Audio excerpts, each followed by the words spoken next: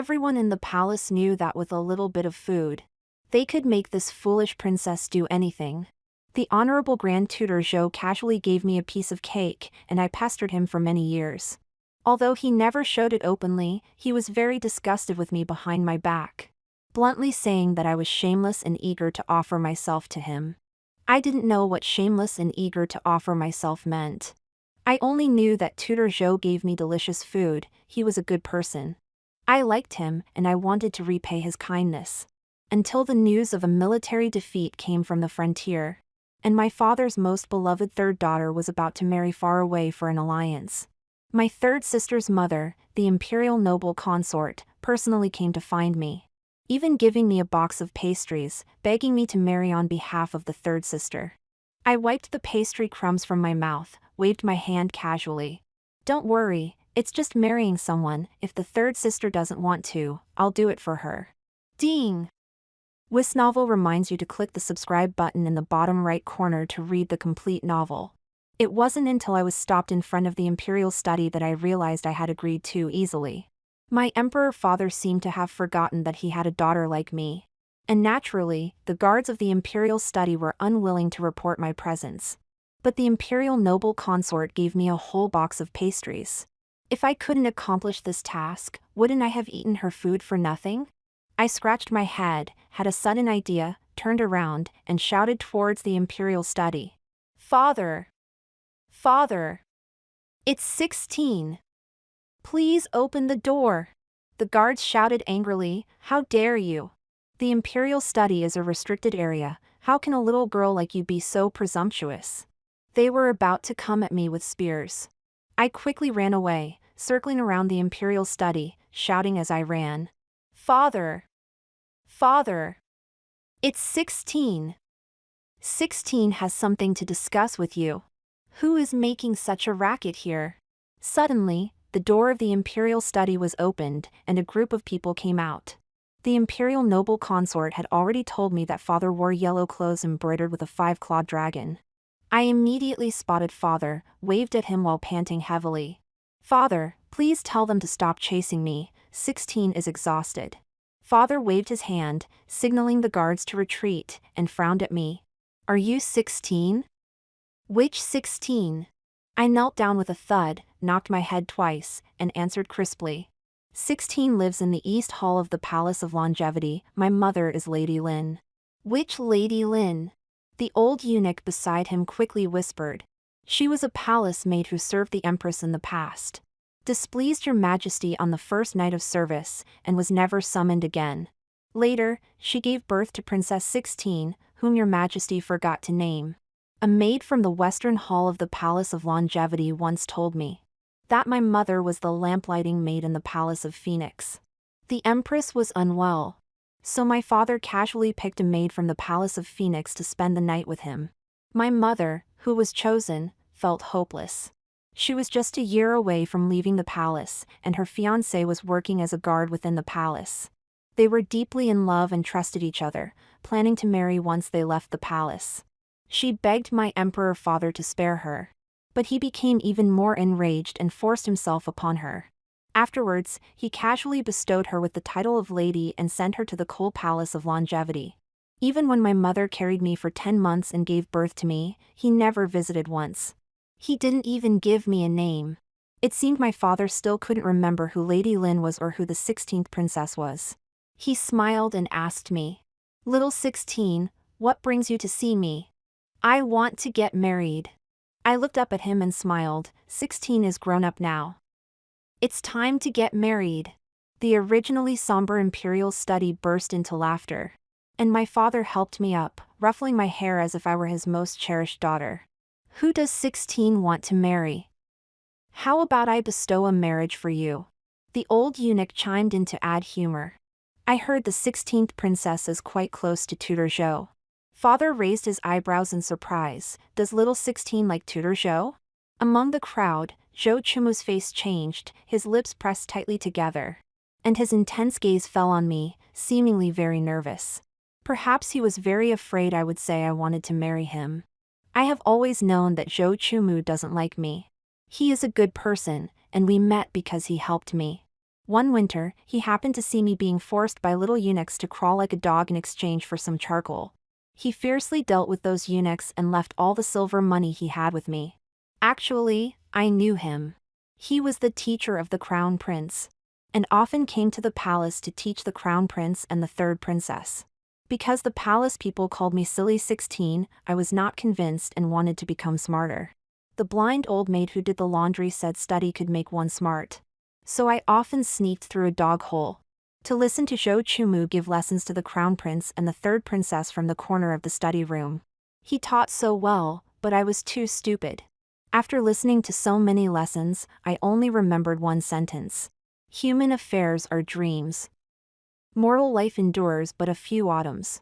Afraid of forgetting this poem, I wrote it inside the warmest piece of clothing and often turned it over to look at it, hoping to find a chance to ask Zhou Chumu what this poem meant.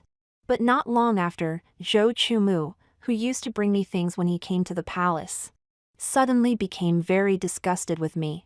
It was during a palace banquet when a few playboys encountered me in the imperial garden, probably thinking I was an ignorant little maid. They handed me a plate of pastries and asked me to recite some indecent poems.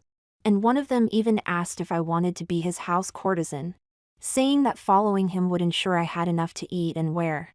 I didn't know what a house courtesan was, but having enough to eat and wear was my biggest dream for over a decade. So I looked at him brightly and asked when he would take me away. This scene was probably seen by Zhou Chumu. He dragged me away, his grip so strong it seemed he would crush my bones. I struggled hard, and he let go of me, angrily scolding, "You are a princess of country Li, how can you degrade yourself like this? Eager to attach yourself to any man you see, wishing to offer yourself as a concubine. A princess of country Li should take the third princess as a model, with unyielding pride, not inferior to men." I was stunned by the reprimand, my face full of tears, helpless and not daring to move. I didn't understand why Zhou Chumu was angry. My mother raised me this way, and after she died, I continued to live this way. To me, there was nothing wrong with it. Especially after the war started, our situation became worse, and we did more disgraceful things. The empress ordered the palace to be frugal, but it was the neglected palace concubines' food that was saved. The monthly rations were deducted layer by layer, leaving little for us. If any favored concubine ran out of charcoal or something else, it was us who suffered. Not to mention reciting a few indecent poems, if it could exchange for some soup or charcoal. I would recite them 1,000 times a day, 10,000 times.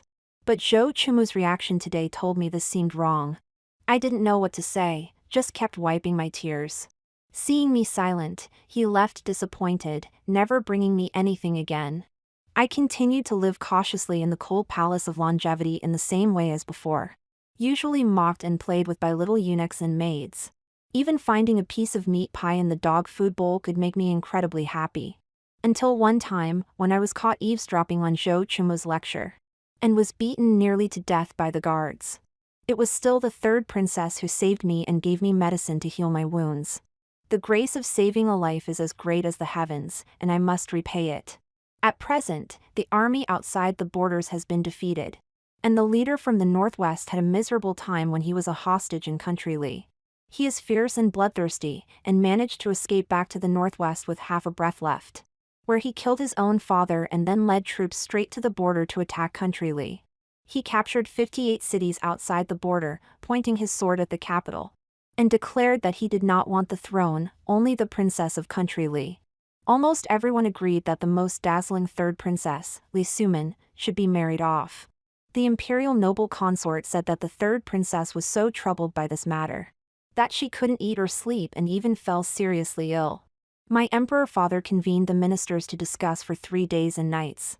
But the generals who could fight were either injured or dead, and no one in the court dared to fight back. So there was no choice but to marry off the third princess. The imperial noble consort, having no other option, brought a whole box of pastries to find me, begging me to marry on behalf of the third princess. I asked her if there was good food in marriage. The imperial noble consort was silent for a moment, then said there was not only good food but also beautiful clothes and jewelry. That's too valuable. I became happy, wiped the pastry crumbs from my mouth, patted my chest, and said heroically, "Don't worry, It's just marrying someone. If the third princess doesn't want to, I'll do it for her. But if father wants me to marry Zhou Chumu, then I would be breaking my promise. I quickly waved my hand. No, no, I don't want to marry Tutor Zhou. I want to marry the Northwest leader Gu. Oh dear, what did the imperial noble consort say the Northwest leader's name was? The old eunuch quietly reminded me, Guze. I gratefully looked at him and said loudly, I want to marry Guze. Perhaps my voice was too loud, it shocked everyone in the hall, and they all looked at me in amazement. No way. Zhou Chumu suddenly spoke, lifted his robe, knelt on the ground, performed a great salute. And when he raised his head, his face was as pale as paper. The princess is young and ignorant, not yet understanding what marriage is. Your Majesty, please reconsider. My father emperor turned the jade ring in his hand, stared at him, and smiled. Tutor Zhou, my little 16 is indeed a child, but she is very clever. I like this child, so naturally I will fulfill her wish. With a wave of his hand, he issued a decree. Announce the decree, the 16th princess is virtuous and noble. As the envoy from Northwest Country Gu comes to seek marriage on behalf of the King of Gu, she is granted the title Princess Lucky, enjoys the ceremony of a prince, and marries into Country Gu to foster good relations between the two countries. Not only that, Father Emperor also appointed Zhou Chumu as the imperial son-in-law. And next month the third princess will marry him. Zhou Chumu's face was pale, and in front of everyone, he could only thank and accept the decree. I was only thinking about my newly acquired palace and wanted to go see it quickly. Marrying for alliance is really great. After leaving the imperial study, I held the decree, walking and laughing foolishly. As I walked, I saw Zhou Chumu standing not far away, his face stern, his eyes dark. I was a bit scared, so I started to run, but Zhou Chumu quickly caught me. Do you know what marrying for alliance represents? Clearly no one thought of you. Why did you jump out to act strong? Do you think this is child's play? He grabbed my wrist and dragged me toward the imperial study, like a child throwing a tantrum. Come with me to see His Majesty, say you don't want to marry for alliance. No. I shook off his hand. I want to marry for alliance. I don't want to stay here. I hate you. I hate this place. You are going to marry the third princess. Why are you coming to find me? Tears fell down, I choked and said. No one here cares about me. I want to leave far away, and never come back. Zhou Chumu was stunned, opened his mouth, but said nothing. Taking advantage of his daze, I quickly shook off his hand and ran back. As soon as I saw the new palace, I put everything behind me. The palace doesn't leak wind, there are no rats or snakes inside. And there's even a plate of peach blossom pastry on the table. Lying on the soft couch, I once again sighed. Marrying for alliance is really good. The day of my marriage alliance was set a little earlier than my third sister's wedding. But the preparations were done together. I heard that my third sister caused quite a stir, and father confined her to her quarters, only allowing her out on the wedding day. Zhou Chumu hadn't entered the palace again, not even for the morning court sessions. I shut myself off from the outside world, lying in the new palace all day, indulging in various delicacies, and ended up gaining some weight. On the day of the marriage alliance, I was woken up early to get dressed and groomed. Once the wedding attire was on and the veil covered my face, I was pushed onto a carriage adorned with red silk. Aren't Father Emperor and Mother Empress coming? Isn't it customary to bid farewell to one's parents at a wedding? Could it be that Father Emperor and Mother Empress are still asleep? I lifted the curtain to look around. The morning mist was rising, and a light rain was falling. But the surroundings were empty, with not a single person in sight. Didn't the imperial noble consort say she would come to see me off? Why isn't she here either? The nanny escorting me pulled down the curtain and laughed. Time is tight, we couldn't wait. His Majesty is busy with affairs, so we were instructed to set off first. Yes, weddings must adhere to auspicious timings and cannot be delayed. Father is busy, Mother Empress and the imperial noble consort are busy too, I understand. I sat properly, lowered the red veil, and spoke with a hint of nasal tone. It's okay, 16 is obedient, nanny, let's go. I originally wanted to ask father if he could give me a name or something. as being called 16 all the time isn't ideal.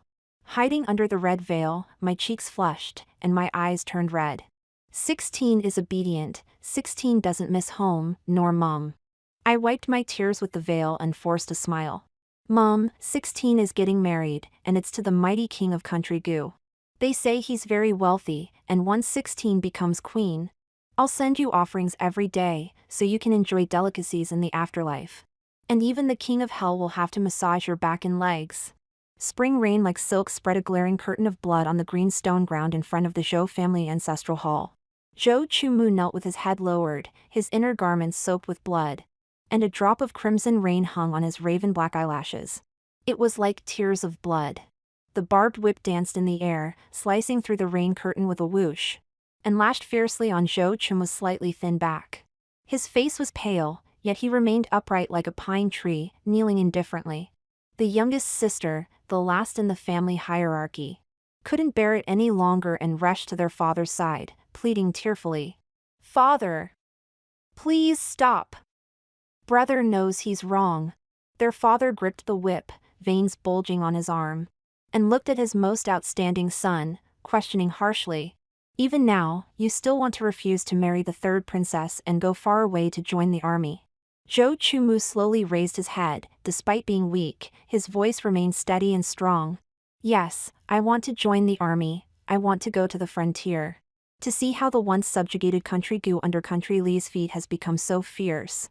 Leaving the entire court helpless, having to use an innocent weak girl to exchange for a ridiculous peace. You ungrateful child, shut up." His father, furious, kicked Zhou Chumu in the chest. He fell back heavily, crashing to the ground.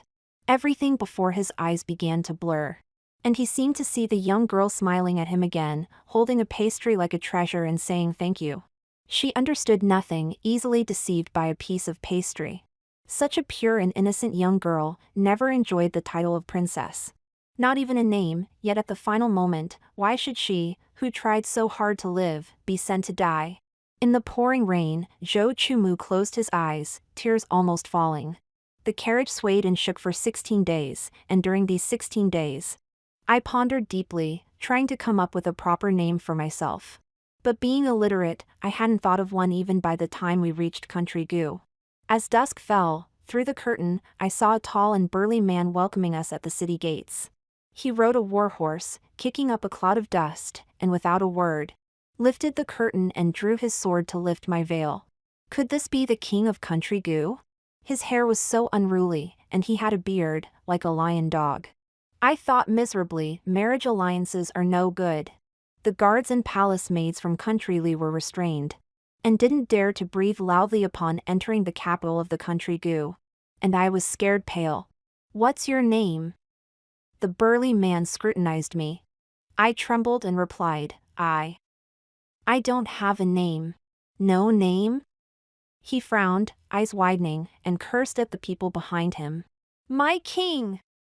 The emperor of country Li is messing with us. Sending over a nameless little girl." He dragged me off the carriage and pulled me towards the palace. I was so frightened I forgot to cry, only trembling incessantly. The burly man threw me to the ground and said to the man sitting on the throne, "My king, this little girl is not a princess from country Li." Before I could react, the man sitting there already grasped my neck. "If it's not her, then kill her and have them send another one over." His voice was deep and hoarse, like a vengeful ghost. I was so scared I hiccuped and raised my face to shout. "I am a princess. I just don't have a name." Seeing the man's face clearly, I was stunned, blurting out a name I had almost forgotten. "Lang." The man's eyes were long and deep, his hair slightly curly, his face handsome, and his skin dark. Yet it couldn't hide his cold and stern features. His light blue pupils showed violence and impatience as he tightened his grip on my neck suddenly. Pretending to be her, even more unforgivable. He lifted me into the air, my legs flailing, almost rolling my eyes back. "Lang. I am Ting, I even stole meat bones for you to eat." Guze suddenly released his hand, scrutinizing me closely, a faint confusion appearing between his brows. "Ting wasn't this chubby. I just ate a bit too much recently." I felt a bit wronged. Has Lang already forgotten Ting? No, It's my fault. Lang didn't recognize Ting. Lang was wrong. Guzay knelt down, hugging me tightly, his cheek pressed against my neck. The fluffy fur collar of his clothes brushed against my chin, warm like a big dog. And his voice even sounded like a little beast's whimper. And I'm sorry for leaving without saying goodbye back then. I buried myself into his fur collar, comfortably squinting my eyes, my voice turning soft. It's okay, how could I blame Lang? We are the best of friends. Guzay gently rubbed his forehead against my nose like before, his blue eyes moist. Ting is really good, the best little girl in the world. Lang and I met in the deep palace of Country Lee. The first time we met, I was being chased by the hunting dogs of my second sister, running like a rat. I didn't know where I had escaped to when I encountered a boy who looked like a beggar. The boy had a thick iron chain around his neck, his skin worn to sores. His eyes were hidden under long, curly hair, staring at me ominously. As I got closer, he bared his teeth and growled at me, a sound like a wolf's howl from the beast park. I didn't dare get closer, cautiously asking, "Are you human?" Of course, he didn't respond, just stared at me fiercely. I had already shaken off the hunting dogs and didn't need to stay longer. But seeing the sores on his neck, I couldn't bring myself to leave. I looked at the meat bone I had managed to snatch and hesitated for a moment, but still threw it to him. The boy circled the bone twice in confusion, sniffed it lightly with his nose, and then devoured it. You eat so fast. I swallowed my saliva, comforting my growling stomach. It's okay, the hunting dogs of my second sister eat every day, I can just steal more. But later, I never got to eat the meat bone. I always worried about this boy who was chained. He, like me, had no mother, no name, living like a mouse in the cold palace. So I visited him every day, bringing him food, and gave him a name, Lang. Lang became more and more enthusiastic towards me, like a big dog, always loving to pounce on me and sniff around me with his nose. When I was unhappy, he would press his forehead against my nose, whimpering in his throat, looking more miserable than I was. As the seasons passed, I taught Lang to speak, and he became more like a person. But he was clumsy, always mispronouncing 16 as Ting. Later, Lang disappeared from the palace for no reason, leaving only a rusty iron chain under the banyan tree where he was tied. I lived too hard, couldn't remember too many things, and soon forgot about the boy who was like a wolf.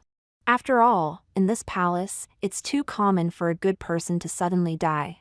10. After a long separation, I clung to Guzay, chattering away, talking about the title my father bestowed upon me, my new palace, my third sister, Zhou Chumu, the little flower blooming under the banyan tree where we met.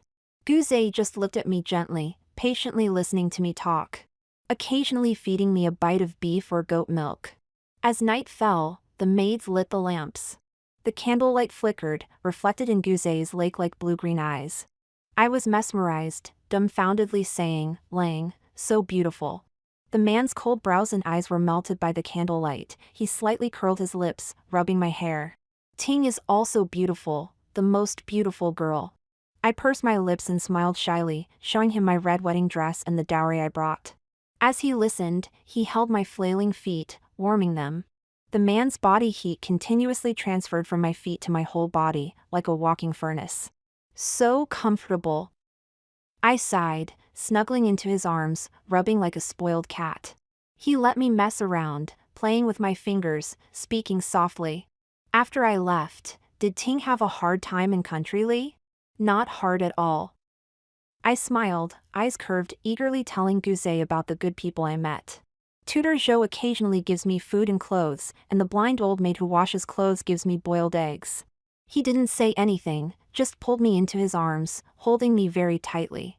Lang, I'm not a child anymore, I can live very well on my own. I hugged him, imitating how my mother used to comfort me, gently patting his back. Lang must have had a hard time too, traveling from Country Lee to Country Gu, it must be very far. Guzay buried his face in my neck, his voice hoarse. It's really far from Country Lee to Country Gu. If it were closer, I could have brought you over sooner, and you wouldn't have to suffer so much. It's not suffering. I lifted my face, showing a bright smile. With Lang thinking of me, it's not suffering at all. He held me tighter, his voice like a sigh. No matter what happens in the future, I won't let Ting live like before again. Can we use gold chopsticks for meals? Yes.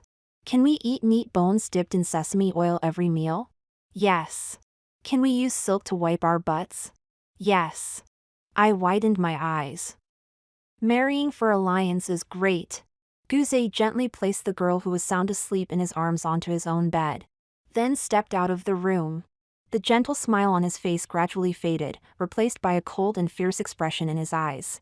Is there news from the spies? Please take a look, my king. Mobei knelt to the ground, respectfully presenting a thick book. As Guzé flipped through the records of the past, Mobei continued to report. My king, the envoy from Country Li said they stole the queen's dowry. But each person only took some silk cloth. They did not change the wedding dress, as the emperor approved it. In other words, the hypocritical emperor of Country Li only prepared a few pieces of shabby silk cloth as a dowry for his daughter, and the wedding dress was merely a plain red skirt. If it were due to war and an empty treasury, it would be understandable.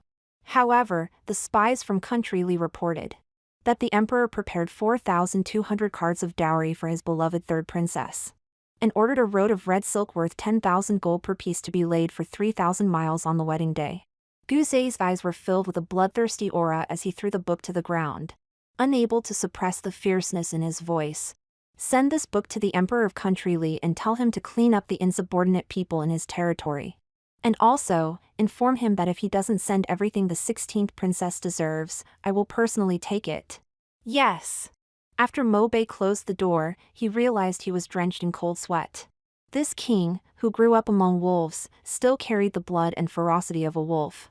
After Country Gu was defeated, he was sent by the former king to the Country Li for their amusement, tortured beyond recognition. He managed to escape back to Country Gu alone, killed his brother and father, and ascended to the throne. The scattered army of Country Gu became invincible under his reorganization, winning every battle. Surrounding nations trembled at the mention of his name, and even the wealthy and vast Country Li became his defeated foe. Everyone thought this true wolf king was like an animal, only knowing slaughter, devoid of humanity. Mobei also thought so. But after the princess from Country Li arrived, he changed his mind. Wolves are not cold-blooded, they simply recognize their master. The pure and gentle princess easily tamed him, making him willingly bow his head in submission. Lang indeed kept his word and sent me a large box of treasures within a few days. Is it all mine? He nodded with a smile. It's all for Ting. I pulled out a dress adorned with small pearls from the box, excitedly standing in front of the mirror to compare it to myself. My third sister has a dress like this and a pair of shoes adorned with large pearls. They are so beautiful. I wanted to find the shoes but discovered a letter inside. The words on the cover were easy to recognize, saying to the Queen of Country Gu. After reading the letter, Guzé's expression turned serious. I asked eagerly, "Is it a letter from father?" "What does he say?" "He says he wants to promote your birth mother Lady Lin. And for the relocation of the tomb, Ting needs to bow and pay respects.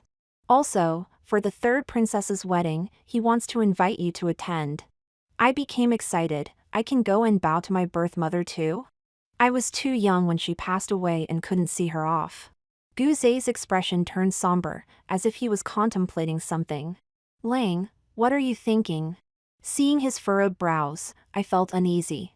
Guzé pinched my earlobe and finally smiled. Nothing, I'm just happy for Ting. I became excited again. Then I want to wear a new dress when I go back. All right, Ting can wear whatever she wants. The man's gaze remained gentle, but his eyes held a depth I couldn't comprehend. 5 days later, Guzé and I set off together for Country Li. With him by my side, the days seemed to fly by. What was supposed to be a journey of over 10 days felt like only 2 or 3. Guzé disliked crowded places, so my father wisely chose not to have anyone welcome us with fanfare. After we settled at the capital's inn, someone came to inform me that tutor Zhou was seeking me for an important matter. I instinctively looked at Guzé, who was playing with a short blade, and he lifted his eyes slightly. Since it's an old acquaintance, go ahead. The maid helped me change my clothes and led me out. After walking less than half a mile, I felt a scorching gaze behind me. Turning around, I saw Guzay casually sitting on the windowsill, watching me with his head tilted. He looked like a wolf king surveying his territory. I felt completely at ease and waved to him joyfully before stepping into the tea house across the street. Inside the tea house sat a young man, emaciated and frail, his wide robe hanging loosely on his frame. I looked closely, almost unable to recognize him. Wanting to speak but remembering his once disdainful gaze towards me, hesitated, and closed my mouth. The tea on the table rippled with waves, and after a long time, he spoke, his voice hoarse. "How are you?" I tapped my nails softly and replied, "Lang treats me very well."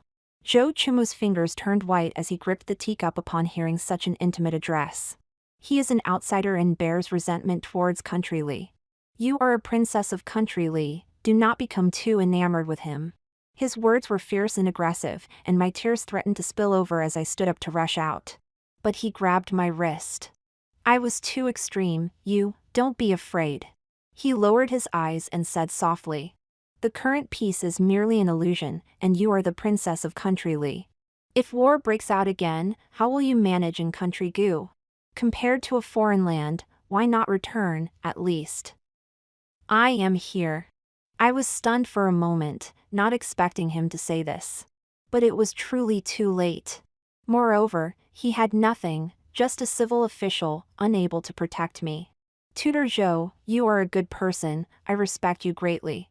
I said earnestly, "Thank you, for thinking of me.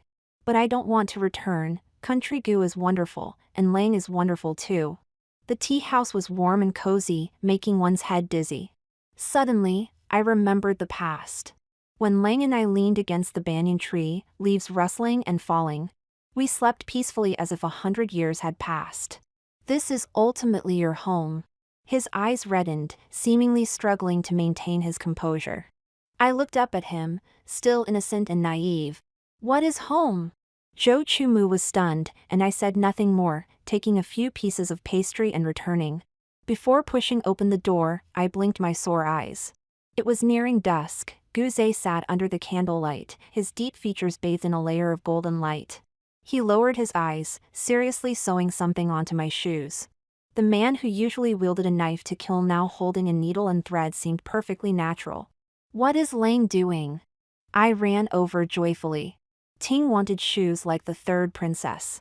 Guzay put down the needle and thread, lifted me onto his lap, his warm breath tingling as it sprayed on my ear. "I'm trying to sew it for Ting. Lang is so good." I hugged his neck and kissed his face, then began to ask for more. "Ting also wants a phoenix robe, the gold-threaded phoenix is beautiful." The man's dark skin blushed slightly, and as he lowered his eyes, his blue eyes shimmered like waves. "All right, Lang will embroider it for Ting." I shook my head and asked, "Lang, why do you give me everything I want?" Guzay chuckled softly, pressing his forehead against mine. The candlelight dancing in his eyes, bursting forth with a wolf-like glow. He said, "Wolves are born to give everything for their master." I leaned into his embrace and closed my eyes. Lang is not like a wolf, more like a big dog. I lowered my head, hiding my expression from anyone, but my voice remained pure and innocent. "Lang is Ting's dog, you belong to me alone." He nuzzled my cheek, truly like a loyal dog. "Yes, I belong to you alone, and you is solely mine." The next day, a banquet was set in the palace. It was my first time venturing beyond the Palace of Longevity. And I was naturally overwhelmed with anxiety, clinging to Guzay's sleeve. And even stumbled in the grand hall.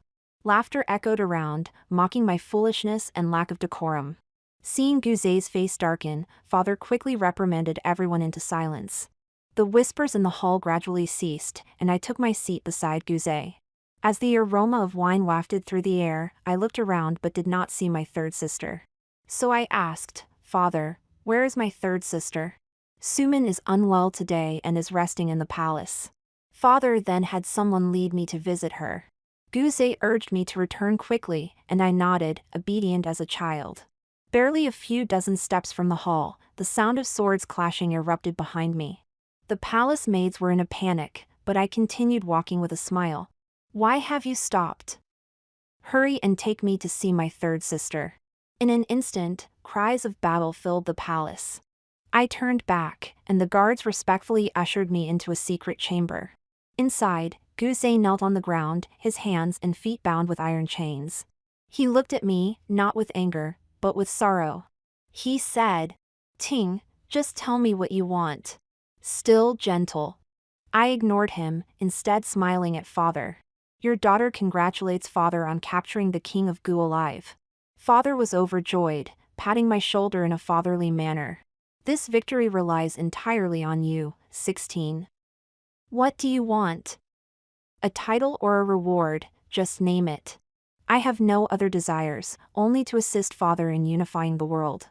In front of him, I poured 2 cups of wine from the jug, offering one to him. "Father, this cup is my toast to you." He merely held the cup, watching me drink mine in one gulp. With no one else in the chamber, Father cautiously poured his wine onto the ground, laughing. "This cup is a toast to heaven and earth, witnessing the fruition of my empire." 5, 4, 3. I silently counted in my heart. Clang. He widened his eyes, black blood oozing from his mouth, yet he still clung to life. You. Father, how foolish you are to so easily trust the words of a girl who has lived alone and unscathed in the harem. Do you know how many people in this palace hate you so much they want to kill you themselves? Unluckily for you, I'm one of them. I drew the sharp hairpin from my head and mercilessly pierced my own father's throat. Blood splattered on my face and lashes, but I didn't blink. Only when Father's body was riddled with holes did I stand up, twisting my blood-soaked sleeve, and laughed joyfully. "Your daughter bids Father farewell to the heavens." Guzay watched me quietly, then smiled. "Ting, your killing technique is quite skilled." I wiped the blood from my face, grinning. "Thank you, practice makes perfect." I had killed my birth mother the same way back then. Few knew about my past as a child. Even my deceased birth mother probably thought I had forgotten. But I remembered clearly. I remembered accidentally barging into my mother's chamber, only to find 2 naked bodies. I remembered how she threw me into the icy pool, holding my head down, forbidding me to surface. I remembered having a high fever, her staying by my side every day, praying I wouldn't wake up. I remembered recovering from my illness, waking up like a bewildered child, never recalling anything from before, no matter how hard I tried. I remembered my mother sighing in relief, discarding the poison soup she had prepared. But I knew she never let me go. Her lover had a deadly poison, a mere touch would cause bleeding from all orifices and death. Mother applied a bit on my chopsticks every day, hoping to disguise my death as a result of prolonged illness. Until one day, the poison was suddenly missing. She was terrified, searched everywhere, then began to suspect me. Mother beat me half to death, but I never revealed the poison's whereabouts. She and her lover plotted to kill me. But I acted first. I used my mother's poison and the method she intended to kill me, to kill them. I originally wanted to shed a few tears, to pretend to be a poor child who lost her mother. But no matter how hard I tried, I couldn't cry. Instead, the hatred in my heart grew stronger. I pulled out the rusty hairpin from my head, stabbing fiercely until I saw blood, then yanked it out. The more blood there was, the more satisfied I felt. I was born a bad seed. My mother often cursed me with disgust. She said I wasn't human, I had no heart. Even if I did, it was black. She was right. Someone who thinks about killing their parents day and night, what good could they be? But I knew I had to pretend to be normal, to not stand out so much. I sewed the poison into my clothes with needle and thread, then stitched up the holes in my mother's body, dressing her in clean clothes. Then I stumbled out, crying, incoherently shouting, "Mom, Mom, save Mom." The unloved concubine was hastily buried. She died, but I still have to live. I spent 8 days dismembering and burying my mother's lover, planning to bury the last leg under the banyan tree in the cold palace. But a few annoying hunting dogs smelled the blood and wouldn't leave me alone. Unexpectedly, I stumbled upon Guzay, the hostage just sent from Country Gu. I had long known that the hostage sent from Country Gu was raised by a mother wolf among a pack of wolves since childhood, unable to speak human language and indistinguishable from wolves. Such a person, useless to me, I wouldn't normally waste time on him. Perhaps because I had pretended to be pure and kind for too long. I actually believed myself to be soft-hearted and gave him my food for the day. Later, he disappeared inexplicably, and I didn't pay much attention. After all, in this palace, death is the norm. Until the news came that he had killed his father to ascend the throne, and wanted to marry a princess from Country Lee. Coincidentally, my third sister didn't want to marry, so her birth mother imperial noble consort came to find me. I understood, heaven had already laid a smooth path before me. But do I just want to marry someone who treats me well and live a stable life? No. I don't want to live the previous life of begging and groveling. I don't want to trample my dignity underfoot. Don't want to play dumb and be ridiculed by everyone. I learned to read at 3, and could speak eloquently by 7. I understand strategy and write beautifully, and I comprehend Jo Chuma's lessons. My talents are not inferior to any man. Why should I live so timidly? Filled with resentment, I dared not write grand ambitions, only a line on my clothes. Human affairs are dreams. Mortal life endures but a few autumns. I don't want this poem to become the verdict of my life. So I volunteered for a marriage alliance, and when I was at the door of the imperial study, I slipped a note to my father when he patted my head and leaned close. Your daughter, 16, respectfully requests, willing to marry far away for alliance. To cooperate internally and externally with Father Emperor and capture the King of Country Gu alive. The promotion of my birth mother is false, returning to Country Lee is truly a banquet of doom. Guze knew, but still brought me back. He was fully prepared, but didn't expect me to drug him, making him powerless, like a lamb waiting to be slaughtered. I asked him, I deceived you, do you hate me? Guze gently shook his head. Ting is fine like this, can protect herself, no longer bullied. Even if I killed someone in front of him, he still believed I was the same pure, helpless little girl. Guze, help me seize the throne, and I will spare your life. I looked at him, offering him a choice. Whatever you want, I will help you seize it. His eyelashes trembled slightly, he just asked, can you still call me Lang? I didn't mind being hypocritical and cunning in the face of absolute interest. So I leaned close to him, placed a kiss on the corner of his lips, and softly said, Lang, I want the throne. Okay, I'll give it to you. Guze obediently lowered his head, like a gentle wolf. When unchaining him, I took out a pill and fed it to his lips. He didn't resist at all, obediently swallowing it. This is poison. My fingertip was lightly brushed by his tongue, my body stiffened slightly. Guze kissed my palm and fingertips, softly saying, Lang's life has always belonged to Ting. Such passionate and straightforward feelings, I found difficult to handle. So I could only lower my eyes, without responding. Country Lee was rotten inside, already riddled with holes. Infiltrated by many spies from Country Gu and other nations. At Guze's command, the gates of the capital were opened, and Country Gu soldiers swarmed in like locusts.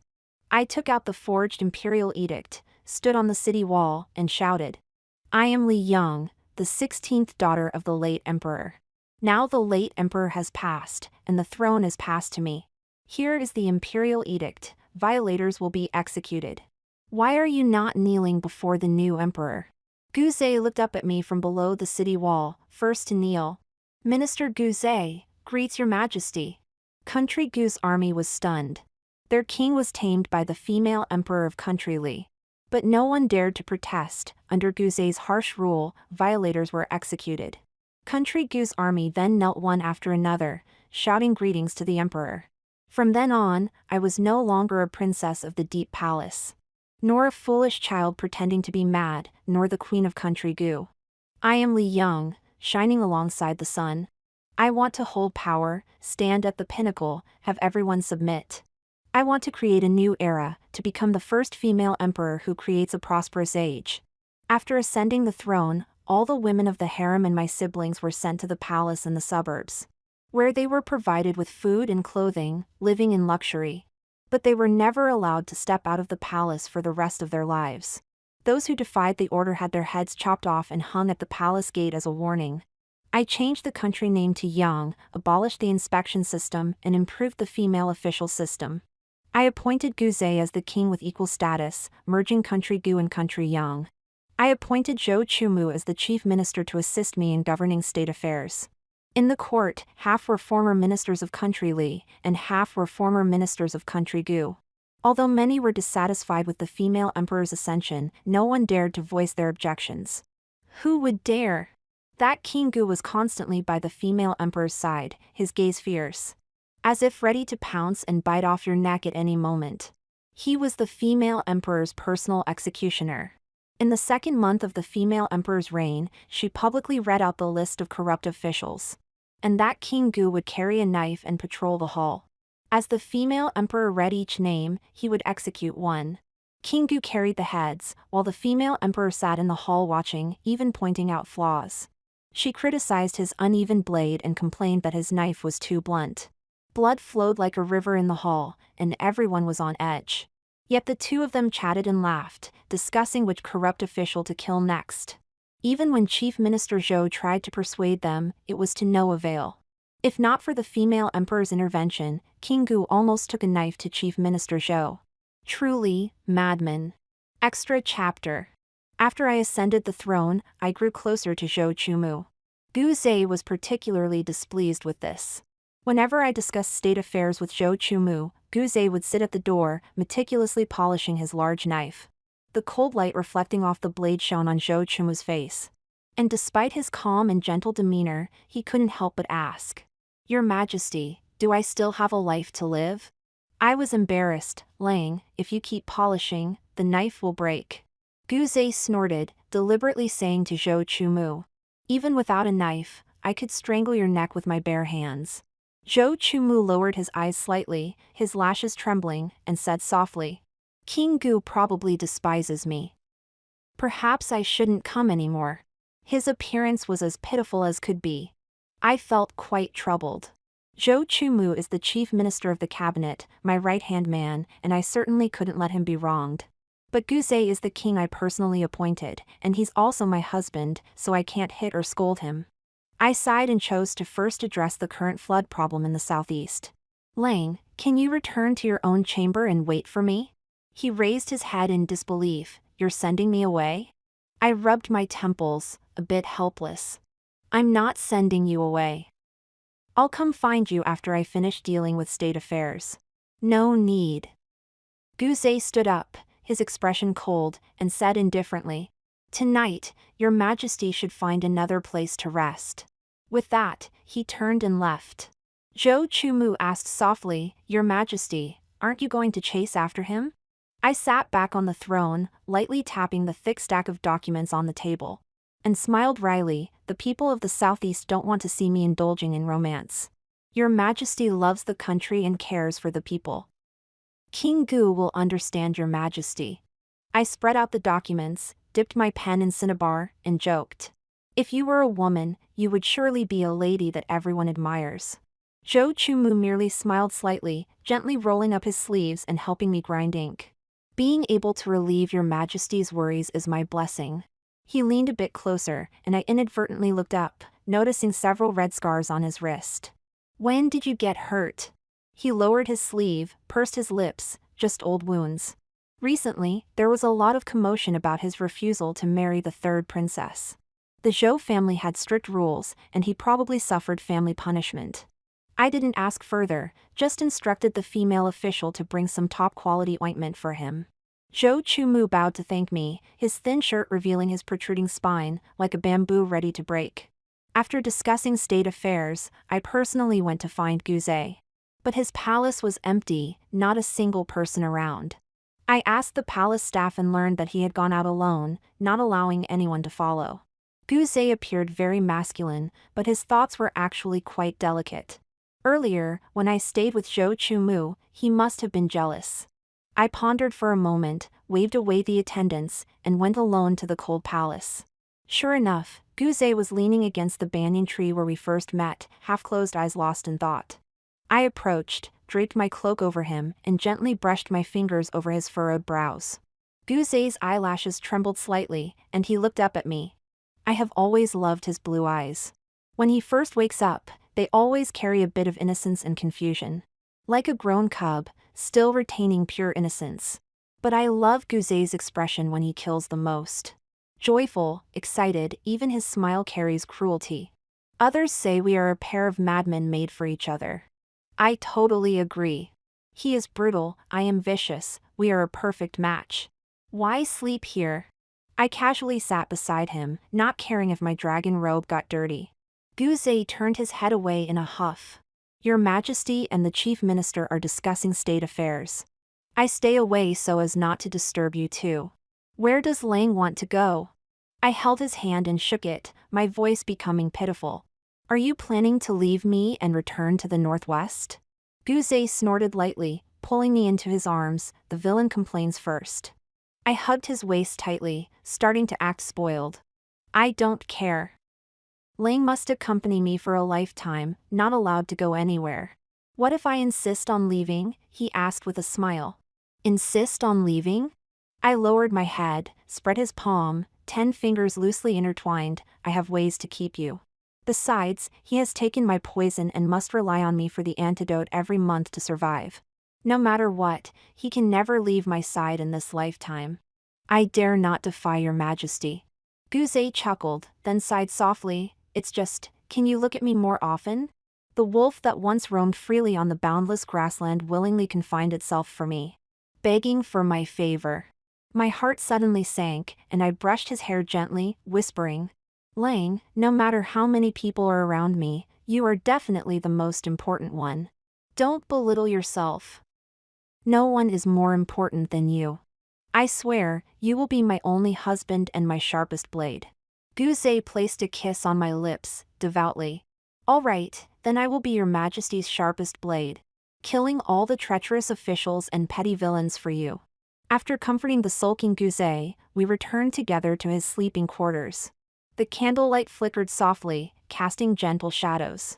After dinner, I reclined on the chaise longue, flipping through a book, while Guzei knelt on one knee, carefully trimming my nails. Ting's fingers are so beautiful too. I was so absorbed in watching that I only murmured softly in agreement. Before long, I felt a slight sting at my fingertips. Looking down, I saw Guzei gently nibbling at my fingertips with his sharp teeth.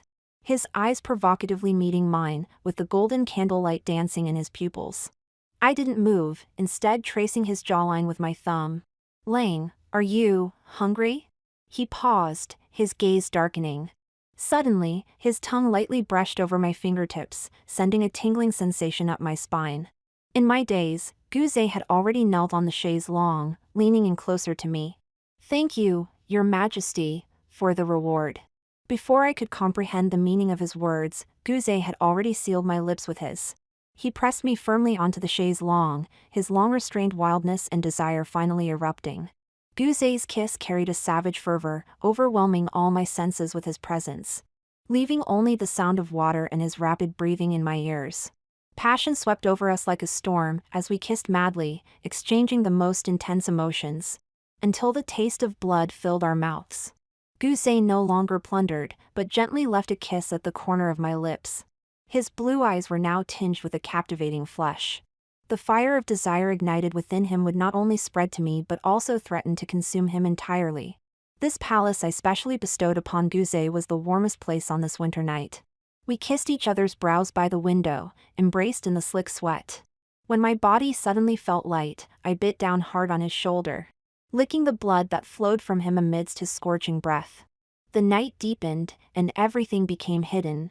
Water snakes took the opportunity to slip into the pond, causing ripples to tremble. The moonlight shattered into thousands of pieces. The next day, I almost overslept. In a rush to attend court, my clothes were inevitably a bit disheveled. After court, I was reviewing memorials in the rear hall of the Golden Throne Hall, when Zhou Chumu entered and placed down a food box. I was about to ask what it was when I saw him turn his head, suppressing a few coughs with great effort. When he looked back at me, there was a hint of moisture in his eyes. Your Majesty seemed quite hurried during court and didn't have time for breakfast, did you?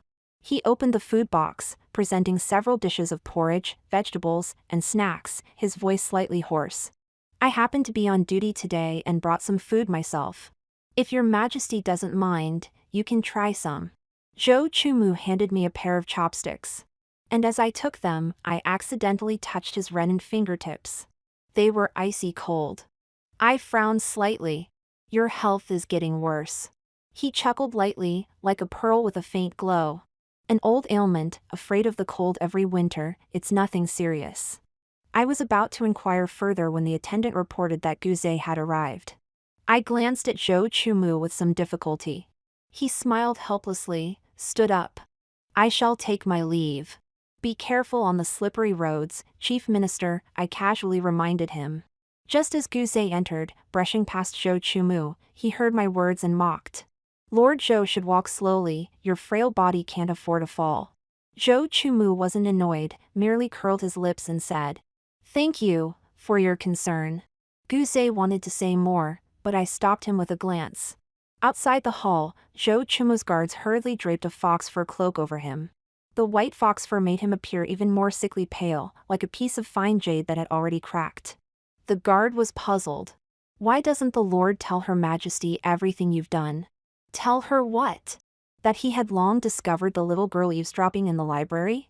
Or that he prepared an extra plate of pastries every day, placing it on the windowsill, watching with the corner of his eye as a small hand stole piece after piece? Or perhaps when she was discovered by the guards, he pleaded with the third princess to rescue her?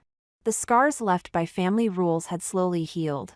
And Zhou Chumu still remembered when Guze forced the former emperor to send a dowry to country Gu. He hid among the envoy's ranks just to catch a glimpse of her from afar. It was all his wishful thinking. Fortunately, the once helpless little girl wasn't as innocent as she appeared. She is now the supreme ruler, with a new name. Let all the past be buried in time, the road she must walk in the future is long. What he must do is guard this vast kingdom for her.